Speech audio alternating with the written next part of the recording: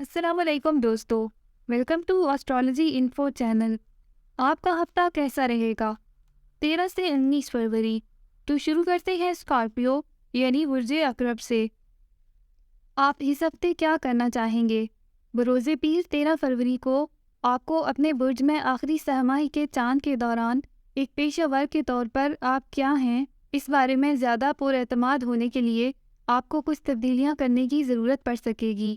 چاند آپ کو راکھ سے اٹھنے والی ایک بلا کی طرح تبدیل ہونے کے لیے اپنا کچھ اختیار چھوڑنے کی ترغیب دے گا۔ اپنی پیشہ ورانہ طاقت کا احساس تلاش کرنے کے لیے اس رفتار کا استعمال کریں۔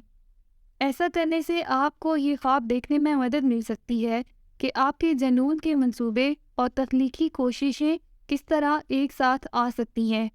جب برج حوت میں زہرہ چند دنوں بعد برج حوت میں نیپچون کے ساتھ قران یعنی کنجنکشن کرے گا، یہ طلسمی تعلق آپ کو اپنے فنکارانہ پہلو پر بھروسہ کرنے میں مددگار ہوگا، لہٰذا آپ اپنے پیشہ ورانہ منصوبوں میں ایک تخلیقی تبدیلی دیکھ کر خوش ہو سکیں گے۔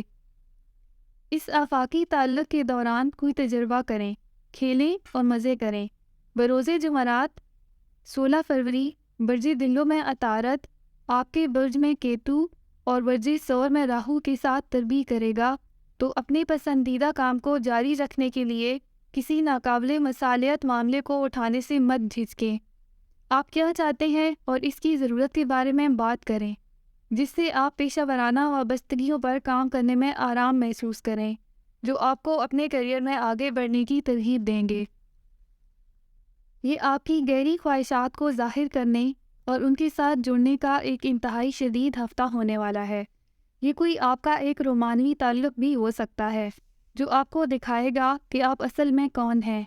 اگر آپ بار بار کسی نفسیاتی الجھن کا شکار ہو رہے ہیں تو یہ ہمیشہ کے لیے انہیں حل کرنے کا وقت ہوگا۔ یہ خاص طور پر ان افراد کے لیے درست ہے جو اپنے ساتھی پر مسلسل اپنی محبت نچھاور کر رہے ہوں لیکن بدلے میں انہیں ویسے جذبات کا حصول نہ ہو رہا ہو۔